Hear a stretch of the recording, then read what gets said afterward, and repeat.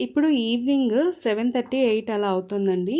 గ్రహణం కంప్లీట్ అయిపోయిన తర్వాత ఇంట్లో శుద్ధి కార్యక్రమాలు అవన్నీ ఉంటాయి కదా! అదంతా అయిపోయిన తర్వాత స్నానం కూడా కంప్లీట్ చేసేసుకున్న తర్వాత ఇంకా వంట చేస్తున్నాను. దేవుడి మందిరం అయితే శుద్ధి చేయలేదండి. ఎందుకంటే లేట్ అయిపోయింది అప్పటికి.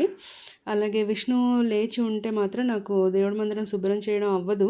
చాలా పెద్ద ప్రాసెస్ అనమాట. నాకు ఇంచుమించుగా ఒక 2-3 అవర్స్ పడుతుంది మొత్తం క్లీనింగ్‌కి, అలాగే శుద్ధి చేసుకోవడానికి, విగ్రహాలు శుద్ధి చేసుకోవడానికి, వీటన్నిటికీ కూడా ఇంచుమించుగా 3 అవర్స్ అలా పడుతుందనమాట. అందుకని చెప్పి ఆ రోజు నైట్ అయితే ఇంకా చేయలేదు. స్నానం కంప్లీట్ అయిపోయిన తర్వాత నార్మల్గా భగవంతునికి ఒకసారి దండం పెట్టేసుకుని ఇంకా ఇంట్లో అయితే గంగ నీళ్ళు అవన్నీ చల్లేసుకున్నాం అనమాట.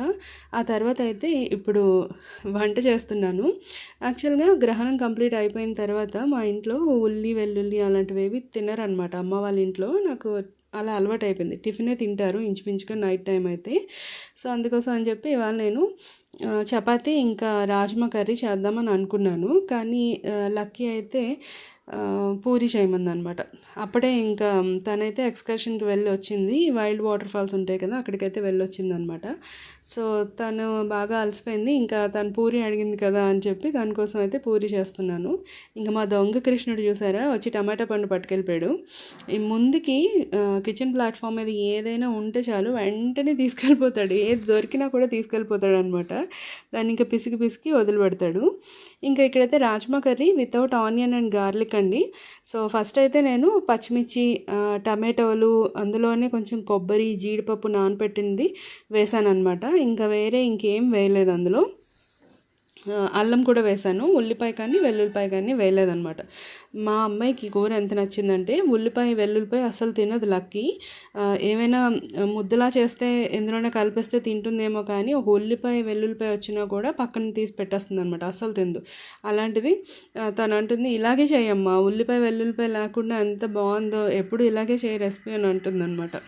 ఇంకా ఇక్కడైతే ఫస్ట్ కొంచెం నూనె వేసేసుకున్నాను. ఆ నూనెలోనే జీలకర్ర పొడి, ధనియాల పొడి, కారం, అలాగే ఇంట్లో నేను చేసిన గరం మసాలా ఉంది కదా, దాన్ని అయితే వేసుకున్నాను. సో అవి వేసుకుని ఒకసారి బాగా కలిపేసుకున్నాను. మరీ నూనె వేడెక్కిపోయిన తర్వాత వేసారనుకోండి, ఆ మసాలా ఇంగ్రీడియంట్స్ అన్నీ కూడా పొడులన్నీ మాడిపోతాయి అన్నమాట. సో నార్మల్ టెంపరేచర్ ఉన్నప్పుడు మనం ఆ పొడులన్నీ వేసుకోవాలి. అందులోని ఇప్పుడు నేను రెడీ చేసి పెట్టుకున్న పేస్ట్ ఉంది కదా, అదైతే వేసేసి కొంచెం పచ్చివాసన పోయే వరకు వేయించుకున్నాను.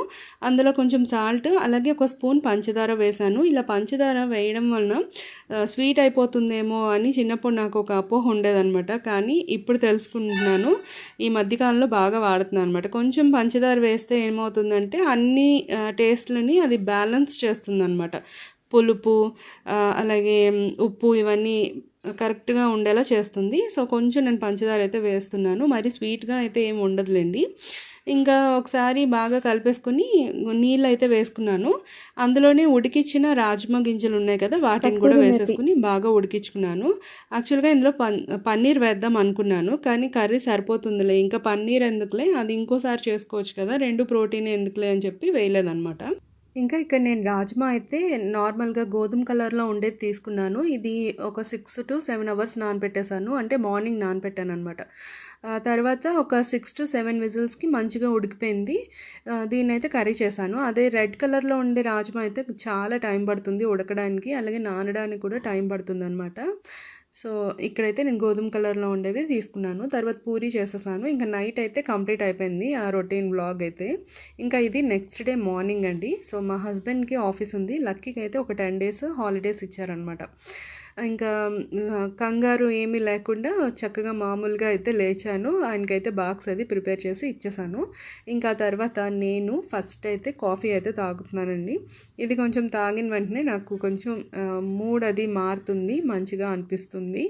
ఆ తర్వాత కొంచెం ఎనర్జీ కూడా వస్తుంది. ఎందుకంటే దేవుడి మందిరం అదంతా శుద్ధి చేసుకోవాలి, విగ్రహాల అభిషేకం చేసుకోవాలి కదా. టిఫిన్ అయితే నేనేం తీసుకోను. సో దానివల్ల నేను కాఫీ అయితే తీసుకుంటున్నాను. నార్మల్గా అయితే జీరా, సోంపు, వాము కలిపిన పౌడర్ ఉంది కదా, దాన్ని అయితే కొంచెం వాటర్లో లూక్ వామ్ వాటర్లో అయితే వేసుకొని తాగుతాను అనమాట.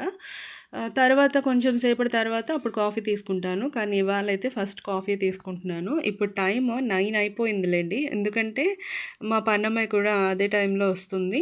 సో తను కూడా కాఫీ కలిపేసి ఆ తర్వాత అయితే నేను కాఫీ కలుపుకుంటున్నాను. ఇంకా విష్ణుని రెడీ చేయాలి. ఆ తర్వాత వాడిని పడుకోబెట్టాక నా పనులు నేను చేసుకోవాలన్నమాట. సో ఇక్కడైతే విష్ణు మంచిగా పడుకున్నాడు. లక్కీ కూడా ఇంట్లో ఉంది కాబట్టి కొంచెం పర్వాలేదన్నమాట. తను కూడా చూసుకుంటుంది. ఇంకా ఇవాళ హెడ్ బాత్ అయితే చేయలేదు, ఎందుకంటే నిన్న నైటే చేశాను కాబట్టి హెడ్ బాత్. ఇవాళ అయితే పసుపు నీళ్ళల్లో వేసుకుని స్నానం చేసేసి ఆ తర్వాత దేవుడి మందిరాన్ని అయితే శుభ్రం చేస్తున్నాను. మళ్ళీ మీరు అడుగుతారు కదా అప్పుడే తల ఆరిపోయిందా అని చెప్పి, సో అందుకు క్లారిటీ ఇస్తున్నాను అనమాట. అస్తమానం మనం పుణ్యస్త్రీలు తల స్నానాలు అయితే చేయాల్సిన అవసరం లేదండి, ఎవరి సెంటిమెంటల్ వాళ్ళవి. ఇంకా నేను చెప్పాల్సింది చెప్పాను అంతే. ఇంకా ఇక్కడ మంచిగా రెడీ అయిపోయి ఇప్పుడైతే దేవుడి మందిరాన్ని అయితే మొత్తం తీసుకుంటున్నాను. ఈలోగా మా విష్ణు ఏదో కింద పడిందనమాట, సౌండ్కి లేచిపోయాడు. ఇంకా లేచిన దగ్గర నుంచి నా వెనకాల తిరుగుతూనే ఉంటాడు. సో ఆ పక్కన మీకు కనిపిస్తాడులేండి.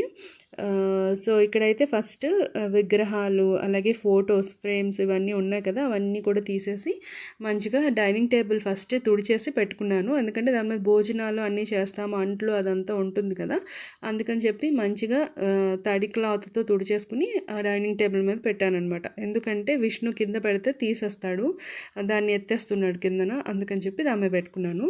ఇంకా ఒక్కొక్కటిగా శుభ్రం చేసుకోవడం స్టార్ట్ చేశాను. నాకు పూజా మందిరం ఎంత శుభ్రంగా ఉంటే అంత హాయిగా అనిపిస్తుందండి, ప్రశాంతంగా ఉంటుంది. అగరబత్తి నుసి కూడా ఎక్కడ పడితే అక్కడ చికాగ్గా పడింది అనుకోండి, నా మైండ్ అంతా కూడా కొంచెం డైవర్ట్ అయిపోతుంది అనమాట, ఏదో చిరాగ్గా ఉంటుంది. సో అందుకని చెప్పి దాని కింద పేపర్ కూడా వేసుకుంటాను. ఇది యాక్చువల్గా మావయ్య గారి దగ్గర నేర్చుకున్నాను అనమాట. మావయ్య గారు పూజ చేసేటప్పుడు ప్రతి విషయంలో కూడా చాలా పర్టికులర్గా ఉంటారు, చాలా నీట్గా చేసుకుంటారనమాట. మనం భగవంతుడికి పూజ చేయడం ఎంత ఇంపార్టెంటో చుట్టుపక్కల ఉండే పరిసరాలు కూడా అంతే నీట్గా ఉంచుకోవాలి అని ఆయన దగ్గర నేర్చుకున్నాను. ప్రతిదీ కూడా చాలా ప్లాన్డ్గా, అభిషేకానికి పాలు పెట్టినప్పుడు నీళ్ళు పెట్టినప్పుడు కూడా చాలా నీట్గా ఒక మంచి పాత్రలోని, అలాగే ఎక్కడ పెడితే అక్కడ పెట్టకుండా ఒక పేపర్ వేసుకుని దాని మీద పెట్టుకుంటారు. దాని పక్కనే పూజకి కావాల్సిన ప్రతి ఒక్కటి అరేంజ్ చేసుకుంటారనమాట. అలా అరేంజ్ చేసుకున్నాకే పూజ చేసుకుంటారు. మధ్యలో మళ్ళీ లేచి అది కావాలి ఇది కావాలని అడగడం కానీ ఏం చేయరనమాట. మొత్తం అన్నీ రెడీ చేసుకుంటారు. అభిషేకానికి నీళ్ళు, అలాగే అభిషేకం అయిపోయిన తర్వాత కడగడానికి నీళ్ళు, తర్వాత పాలు ఇవన్నీ పెట్టుకుని, అలాగే క్లాతులు కూడా పెట్టుకుని, ఆ తర్వాత నైవేద్యం కూడా కడిగేసి పెట్టుకుని, దీపానికి కావాల్సినవన్నీ అరేంజ్ చేసుకుని, హారతి కర్పూరం కూడా హారతి ఇచ్చుకునే దాంట్లో పెట్టుకుంటారనమాట. అలా ఒక ప్లాన్డ్గా చేసుకుంటారు. సో నేను మావయ్య గారి దగ్గర నేర్చుకున్నాను అది. ఇంకా ప్రశాంతంగా పూజ చేసుకోవాలంటే ఇవన్నీ చాలా ఇంపార్టెంట్ నిజంగా. దాంతోపాటుగా మన మొబైల్ కూడా పక్కన పెట్టుకోకూడదు. నేనైతే పెట్టుకుంటాను, ఎందుకంటే వీడియో తీయాల్సి ఉంటుంది కదా యూట్యూబర్స్ అంటే. సో అందుకని చెప్పి నేను పక్కన మొబైల్ అయితే పెట్టుకుంటాను, కానీ ఓన్లీ ఫర్ వీడియోకే, ఇంకా మిగతా ఏమీ చూడను. అలాగే ఇంకా పెద్ద పెద్ద పూజలు అలాంటివి ఏమైనా చెయ్యాలి అనుకోండి, అష్టోత్తరాలు వాటన్నిటి కోసం మళ్ళీ బుక్స్ అవన్నీ గబగబా తీయాలంటే కష్టం కాబట్టి గూగుల్లో సెర్చ్ చేసుకోవడానికి అన్నట్టు పెట్టుకుంటాను అనమాట.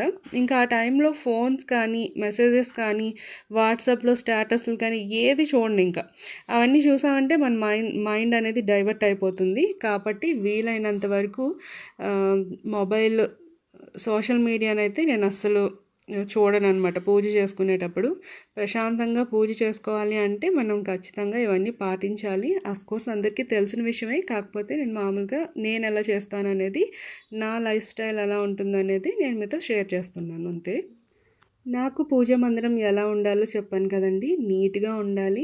అండ్ అందులో పెద్ద పెద్ద ఎక్కువ ఫ్రాగ్రెన్స్ వచ్చే ధూప్ స్టిక్స్ అవన్నీ కూడా నాకు ఇష్టం ఉండదు. ఎందుకంటే అది కొంచెం మనకి అలర్జీ అవి వచ్చేలా చేస్తుందన్నమాట. నాకైతే ముఖ్యంగా ఊపిరాడినట్టు ఉంటుందన్నమాట ఆ వాసనకి. సో అందుకని చెప్పి మైల్డ్గా ఉండే ఫ్రాగ్రెన్స్ ఉండేవి ఆల్మోస్ట్ చూస్తాను. ఒక్కొక్కసారి ఇరుక్కుపోతాను అనమాట, అంటే మనకి తెలియదు కదా ఎలా ఉంటుందో ఫ్రాగ్రెన్స్ అనేది. సో అప్పుడు ఏం చేస్తానంటే కొంచెం సేపు దేవుడికి ఆ ధూపం వేసేసి అది తీసుకువెళ్ళి హాల్లో కానీ లేదా కిచెన్లో కానీ పెట్టేస్తాను. ఎందుకంటే అంత ఘాటు మనమే పీల్చలేకపోతున్నాం, పాపం భగవంతుడు ఏం పీలుస్తాడు కదా, అంతే కదా. నేను కూడా అలాగే అనుకుంటాను అనమాట. ఇంకా బయట మనం పూజా మందిరం బయటే జోళ్ళు ఎలా విడిచిపెట్టేసి లోపలికి మనం వెళ్తామో, అలాగే మన స్ట్రెస్ని, అలాగే మన నెగిటివ్ ఆలోచనల్ని వాటన్నిటిని బయటే విడిచిపెట్టి మనం ప్రశాంతంగా భగవంతుని దగ్గరికి వెళ్ళి కూర్చున్నది కొంచెం సేపు అయినా కూడా ఆ ప్రశాంతతని మనం మిస్ అవ్వకూడదనమాట. అలా ఉండాలి అంటే ఖచ్చితంగా దానికోసం మనం కొన్ని టిప్స్ అయితే ఫాలో అవ్వాలి. అదేంటి అంటే చేస్తే వచ్చేసేది కాదండి. నెమ్మదిగా మనం అలవాటు చేసుకోవాలన్నమాట. ఎలా అంటే మనం ఎక్కువ నాన్సెన్స్ మాట్లాడకుండా ఉన్నామనుకోండి, ఖచ్చితంగా మనకి నెగిటివ్ ఆలోచనలు అనేవి తగ్గుతాయి. అలాగే గాసిప్స్ అనేవి ఎక్కువ చెప్పుకోవడం తగ్గించామనుకోండి, ప్రశాంతత ఆటోమేటిక్గా అదే వచ్చేస్తుందన్నమాట. అలాగే పూజ దగ్గర కూర్చున్నంతసేపు మామూలుగా ఉండి, పూజ అయిపోయిన తర్వాత బయటకొచ్చి మళ్ళీ ఫోన్లోనో లేదా డైరెక్ట్గానో లేకపోతే మామూలుగానో మనం వేరే వాళ్ళ మీద ఎక్కువగా చెప్పుకోవడం కానీ, వాళ్ళు ఏమైపోయారు, వీళ్ళు ఏమైపోయారు, వాళ్ళు అలా చేశారంట, ఇలా చేశారంట, అయ్య బాబోయ్ అలా జరిగిందంట, ఇలా మాట్లాడుకోవడం స్టార్ట్ చేసామే అనుకోండి, ఖచ్చితంగా ఆ నెగిటివ్ ఆలోచనలు మనకి పడుకునే వరకు మనల్ని తిప్పుతూనే ఉంటాయన్నమాట. వేరే వాడు బాగుపడితే చూడలేము, వాడు చెడిపోతే చూడలేము. సో ఇలాంటి మైండ్ సెట్ ఉన్నది అంటే ఖచ్చితంగా మనం ప్రశాంతంగా ఉండలేము. దానికి ముఖ్యంగా మనం ఫోన్ ఎక్కువ మాట్లాడడం తగ్గిస్తే ఇంకా ప్రశాంతంగా పూజ చేసుకోవాలి అంటే ఎర్లీ మార్నింగ్ చేసుకుంటే మనకి ఏ హడావిడి లేకుండా, సౌండ్స్ గోళ్ళు ఏమీ లేకుండా హాయిగా చేసుకోగలుగుతాము. లేదు అంటే ఈవినింగ్ 7కి అలా 6 to 7 మధ్యలో కనుక చేసుకున్నాం అనుకోండి, ప్రదోష వేళ శివార్చన చాలా మంచిదంటారు. సో అలా కొన్ని నీళ్ళు భగవంతునికి సమర్పించి, ఒక 2 పుష్పాలు సమర్పించి మనం ప్రశాంతంగా ధ్యానం చేసుకున్నా కూడా హాయిగా అనిపిస్తుంది అనమాట. ఇంకా ఇక్కడైతే దేవుడి మందిరం అంతా శుభ్రం చేసేసుకున్నాను కదండి. ఇంకా నాకు ఆ రోజైతే అక్కడే ఉండాలనిపిస్తుంది అనమాట. అంత బాగుంటుందన్నమాట. మాకు ఎక్కువగా ధూళొస్తూ ఉంటుంది. సో దానివల్ల ఒక 1 మంత్ తర్వాత క్లీన్ చేయకపోయాం అనుకోండి, ధూళిగా ఉన్నట్టుగా చికాగ్గా ఉంటుంది. అదే క్లీన్ చేసుకున్నప్పుడు ఎంత హాయిగా అనిపిస్తుందో, చాలా ప్రశాంతంగా పాజిటివ్గా ఉంటుందన్నమాట. ఎప్పుడూ లేనిది భగవంతుడు ఇంకా అందంగా కనిపిస్తాడు, మన మనసు కూడా ప్రశాంతంగా అనిపిస్తుంది అప్పుడైతే. ఇంకా ఇవాళ మార్నింగ్ అయితే మంచిగా దేవుణ్ణి శుభ్రం చేసేసుకున్నాను, అంతా అయిపోయింది. కానీ పొద్దున అయితే దీపారాధన చేయడం కుదరలేదన్నమాట. ఇంకా ఈవినింగ్ అయితే నేను మంచిగా స్నానం అది కంప్లీట్ చేసేసుకుని దీపారాధన చేసుకుందాం అనుకున్నాను. ఈలోగా పట్టిడి పూలు గుర్తొచ్చాయి. ఈ చంద్రకాంతం పూలు ఈవినింగే పూస్తాయండి. ఇప్పటి వరకు చాలాసార్లు పూసాయి, కానీ నేను ఒక్కసారి కూడా భగవంతునికి సమర్పించలేదు. సో ఈవినింగ్ దీపారాధన చేయడం వలన మార్నింగ్ అయితే పువ్వులు ఏమీ పెట్టలేదు కదా, అందుకని చెప్పి ఇంకా ఈ పువ్వులు అయితే దేవుడికి పెడుతున్నాను. ఎంత బాగా అనిపించిందో. చిన్న చిన్న సంతోషాలే నాకు చాలా హాయిగా అనిపిస్తాయి. ప్రతి చిన్న మూమెంట్ని కూడా నేను మంచిగా సెలబ్రేట్ చేసుకుంటాను. సెలబ్రేట్ చేసుకోవడం అంటే ఏదో పండగ చేసుకోవడంలా కాదు, ప్రతిదాన్ని కూడా ఎంజాయ్ చేస్తానన్నమాట. అంత చిన్న పువ్వులే అయినా కూడా చాలా ఎక్కువ పూసాయి. కానీ ఇలా దేవుడికి పెట్టగానే ఆ కలరు అంతా కూడా ఎంత ప్రశాంతంగా హాయిగా అనిపించిందో తెలుసా. నిజంగా చూడండి, ఇంచుమించుగా ప్రతి విగ్రహానికి కూడా వచ్చినట్టు అనిపించింది అనమాట. అన్ని పువ్వులు వచ్చాయి, చూడడానికి కొంచెంలా అనిపించాయి, కానీ మంచిగా అన్ని దేవుళ్ళకి ఆల్మోస్ట్ కవర్ చేశాను అనమాట. ఎంత బాగా అనిపించిందో.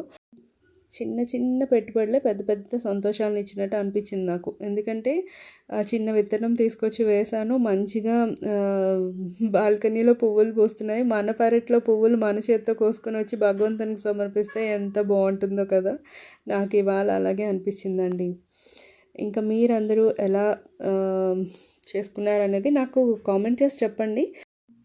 ఓకే అండి, ఇక్కడితో అయితే ఈ వ్లాగ్ ఎండ్ చేస్తున్నాను. మీకు నచ్చితే కనుక లైక్ చేయండి. ఎప్పుడు చెప్పినట్టుగానే మీరు లైక్ చేశారనుకోండి, నాకు ఒక మంచి మోటివేషన్గా అనిపిస్తుంది. ఇంకా రాజమయ్య స్వీట్ హోమ్ని సబ్స్క్రైబ్ చేసుకోండి. మళ్ళీ కలుద్దాం ఒక మంచి వ్లాగ్తో. Bye bye.